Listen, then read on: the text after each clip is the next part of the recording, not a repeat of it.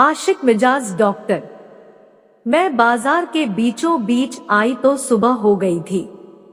दुकानें खुलने लगी थी, लेकिन मेरी किस्मत का दरवाजा बंद था। तभी मैं सहसा ही बुबुदा पड़ी, आज अपराध और अपराधी क्यों बढ़ रहे हैं? इनकी जड़ें कहाँ हैं? घर में ही तो है। आजकल घर घर में अपराध पल रहा है। व्यक्ति को माँ बाप ही अपराधी बनाते हैं। इनका अंत भला कैसे होगा? मेरी माँ, मेरे पापा क्या मेरे अपराधी नहीं हैं? उन्होंने क्या अपराध नहीं किया है?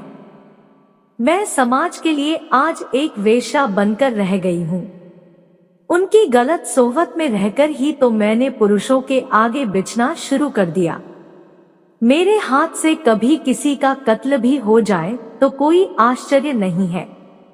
आज अधिकांश परिवारों के स्त्री पुरुष का बाहर भी किसी से संबंध चल रहा है। उनके बच्चे क्या बिगड़ेंगे नहीं?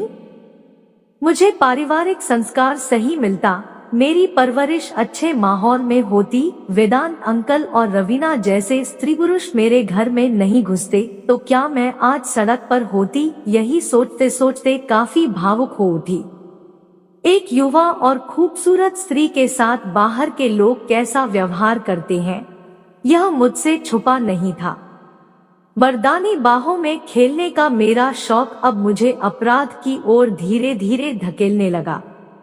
मैं अपराधी बनकर ही शायद स्वयं की रक्षा कर सकती थी। कोई दूसरा उपाय ही नहीं था। 10 बजते बजते सड़क के दुकानों में अचानक ही लूटपाट शुरू हो गई। मैं कुछ समझ न सकी। जहां मैं खड़ी थी वहां सरदारों की दुकानें ज्यादा थी। उनकी दुकानों को ही लोग विशेष रूप से लूट रहे थे और आग भी लगा रहे थे। पुलिस दूसरी तरफ मुंह फेरे मौन खड़ी थी। घर आई हुई एक सिपाही के पास जाकर बोली, यह सब क्या हो रहा है? दुकानें लूटी जलाई जा रही है, तुझे दिखाई नहीं दे रहा है? सिपाही मुस्कुराते हुए बोला, तो मैंने जानना चाहा, आखिर क्यों? क्या तुम्हारी ड्यूटी यही है? तुझे नहीं पता, प्रधानमंत्री इंदिरा गांधी की हत्या उनके अंगरक्षकों ने ही कर दी है और वे सरदार है। सरदारों को लोगों ने आतंकवादी करार दिया है। सिपाही यह कहकर हंसने लगा। क्या तुम्हें भी सारे सरदार आतंकवादी दिखते हैं? किस कौम में चंद लोग ऐसे नहीं होंगे? मैं पूछती हूँ। महात्मा गांधी को नाथूराम ने प्रार्थना सभा में सबके सामने गोली से भून दिया। तब दूसरी कौम वालों ने दंगा क्यों नहीं किया, या हिंदुओं ने हिंदुओं को क्यों नहीं मारना शुरू कर दिया? अरे जाओ, भीड़ को तितर बितर करने की कोशिश करो। किसी एक या दो सरदार ने प्रधानमंत्री की हत्या की है और लोगों ने सभी सरदारों को ही अपराधी मान लिया है। मेरे यह कहते ही उसने मेरी पीठ पर घुमाकर एक डंडा जमा दिया। तू भागती है कि नहीं यहाँ से? भीड़ को पता चल गया कि तू सरदारों की वकालत कर रही है तो तुझे जिंदा ही सड़क पर फूंक देगी। वह शायद सच ही कह रहा था। भीड़ इधर ही चली आ रही थी और समझाना मेरे वश के बाहर की बात थी। मैं भागती हुई एक डॉक्टर के क्लिनिक में घुस गई। वहां सरदारों और हिंदुओं की संख्या बराबर थी। मुकाबला कांटे का था। देखते ही देखते सड़क पर कत्लेआम शुरू हो गया। डॉक्टर ने फौरन शटर गिरा दिया। मैं थर थर कांप रही थी। मेरा पूरा जिस्म पसीने से भीग गया था। बाहर से आती चीखने चिल्लाने की आवाजें डरा रही थी। मैंने अपने जीवन में कभी ऐसा नरसंहार नहीं देखा था। मुझसे कमरे में एक जगह बैठा न गया।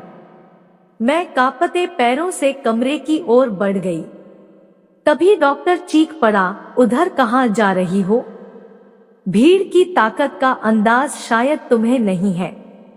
वे लोग तुम्हें अंदर देख लेंगे तो शटर तोड़कर यहाँ घुस आएंगे। लेकिन मैं कहाँ मानने वाली थी। मैं खिड़की के पास आकर खड़ी हो गई। हिंदू और सिख आपस में लड़ रहे थे। जबकि दोनों ही मूलतः हिंदू थे।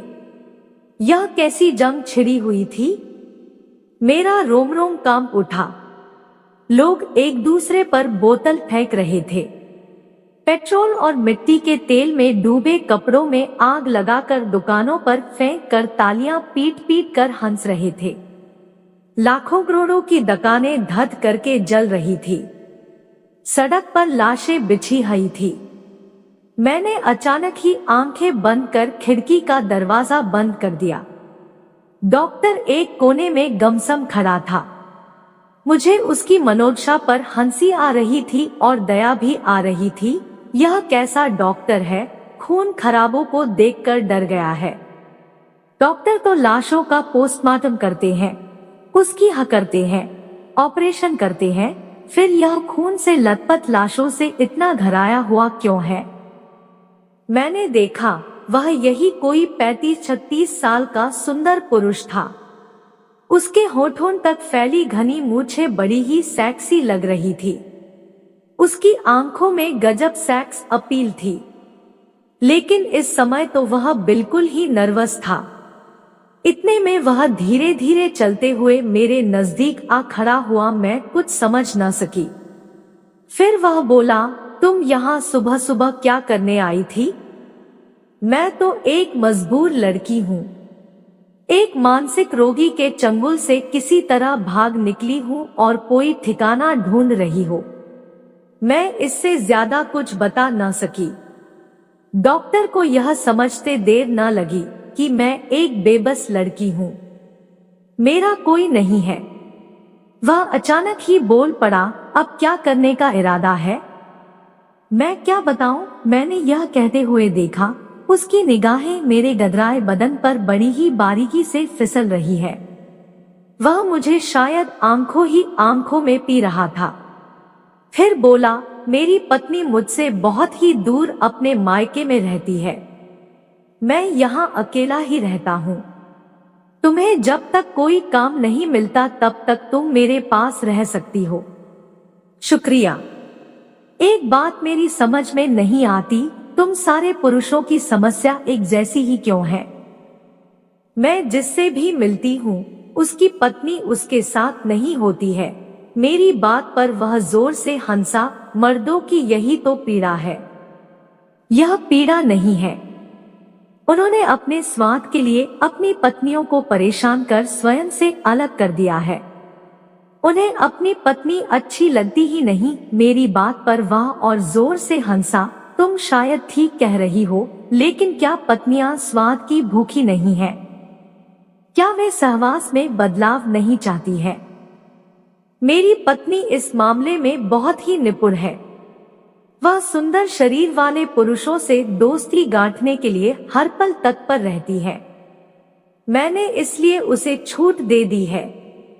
मैं डॉक्टर की बात पर जोर से हंस पड़ी, तो इसमें बुरा ही क्या है? क्या तुम सुंदर स्त्रियों को देखकर लाड नहीं टपकाते हो? अपनी तरह अपनी पत्नी को भी क्यों नहीं समझते? एक पुरुष एक स्त्री पर मुग्ध हो सकता है, तो क्या एक स्त्री एक पुरुष पर मोहित नहीं हो सकती है? तुम पुरुष अकेले ही जीवन का आनंद क्यों लेना चाहते हो? डॉक्टर मुझ पर कुछ नाराज हो गया और कुछ देर के लिए चुप हो गया। शायद मेरी बात उसके गले नहीं उतरी थी। बाहर अभी भी वैसा ही तांडव जारी था। इस खून खराबे के माहौल में भी मैं एक अच्छी जिंदगी जी रही थी। इतने में ही डॉक्टर उठ खड़ा हुआ और जम्हाई लेते हुए बोला, आइसक्रीम खाओगी? मैं आश्चर्य से उसका मुंह ताकने लगी। डॉक्टर क्या कह रहा है? यह भी कहीं मानसिक रोगी तो नहीं है? भला ऐसे माहौल में आइसक्रीम कहाँ मिलेगा? मैं यह सोचते सोचते बोल पड़ी, डॉक्टर आइसक्रीम कहाँ से मंगवाओगे? मैंने फ्रिज में 4 कप आइसक्रीम रखी है। यह कहकर उसने फ्रिज से 2 कप आइसक्रीम निकाल ली। एक मुझे दी और एक खुद लेकर खाने लगा। हम अंदर आइसक्रीम खा रहे थे और बाहर लोग जीवन और मौत से लड़ रहे थे। शायद दुनिया इसी का नाम है। कोई गाने सुन रहा है और कोई मातम मना रहा है।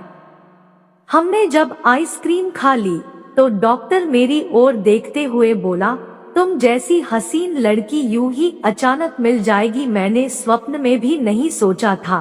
यह कहते कहते उसने मेरे कंधे पर कब हाथ रख दिया, मुझे होश ही न रहा। मेरी यह पुरानी आदत थी, मर्दानी बाहों का स्पर्श पाते ही मैं बर्फ की तरह पिघलना शुरू हो जाती थी। डॉक्टर की बाहों की गर्मी से मैं पिघलने लगी थी। वह इस खेल का पुराना खिलाड़ी था। दरवाजा खोलकर 2 लाल लाल सेब निकाल लिए और एक मुझे देते हुए बोला, इसे खाओ। तुम सेब से कहीं कम खुशबूदार और फायदेमंद थोड़े ही हो। मैं सेब दांत ये काटकर खाने लगी और डॉक्टर मेरे पास आकर मेरे बालों में उंगलियां फिराने लगा।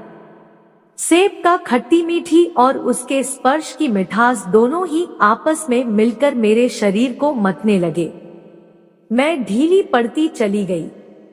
तभी उसने एक संतरा निकालकर उसमें से आधा मुझे दिया और आधा खुद खाने लगा। फिर संतरे की एक फांक अपने मुंह में डालते हुए वह बोला, संतरे का रस कितना खट्टा मीठा है। क्या तुम्हें नहीं लगता स्त्री पुरुष जब एक हो जाते हैं तो जीवन में भी खट्टी मीठी मिठास आ जाती है। मैं उसकी आंखों में आंखें डालकर बोली, मुझे क्या पता, इसका एहसास तो जब हम एक ही जाएंगे तभी हो सकेगा। डॉक्टर ने यह सुनते ही संतरा मेज पर रख दिया और मुझे अपनी गोद में बिठाते हुए बोला, तुम वास्तव में ही बड़ी ही ऊंची चीज हो। एक संपूर्ण स्त्री ऐसी ही होती है। सहवास की शुरुआत होने से पहले ही तुमने सहवास के आनंद का स्वाद चखा दिया। सभी स्त्रियां सहवास के प्रति इतने सुंदर ढंग से कहाँ जीती है। मैं यह सुनते ही चौंक गई। अब तक कितनी स्त्रियां तुम्हारी बाहों में आ चुकी हैं? डॉक्टर हंसने लगा। अपनी स्वेच्छा से कोई 50 स्त्रियां, लेकिन तुम उनसे एकदम ही अलग हो, एकदम ही खट्टी मीठी। उसके यह कहने की देरी थी कि उसका चेहरा पसीने से नहा गया। उसकी हंसी कहीं गायब हो गई। मैं कुछ समझ न सकी। तभी मेरी निगाहें डॉक्टर की पैंट पर चली गई। मेरी आंखें आश्चर्य से फटी की फटी रह गई। अनायास ही मुझे हंसी आ गई। यह मैं क्या देख रही हूँ डॉक्टर साहब, तुम्हारी पेंट तो आगे से गीली हो चुकी है। वह कुछ बोल नहीं पा रहा था। मैं उसकी मनोस्थिति को अच्छी तरह से समझ रही थी। वह बहुत ही शर्मिंदा था, लेकिन मैं कहाँ चुप रहने वाली थी। किसी शेरनी की तरह दहाड़ पड़ी। मुझे गोद में लेने से पहले सोच तो लिया होता कि तुम मर्द हो भी या नहीं। अब बात मेरी समझ में आई। तुम्हारी पत्नी क्यों मायके में रह रही है और तुम कितनी बेशर्मी से उसे ही दोषी ठहरा रहे थे। जब तुम कुछ कर नहीं सकते तो मुझे छेड़ा क्यों? नपुंसक आदमी कुछ करने से पहले ही आउट हो गया। यह कहकर मैंने उसे जोर से एक धक्का दिया और उसके फ्रिज से एक सेब निकालकर खाने लगी।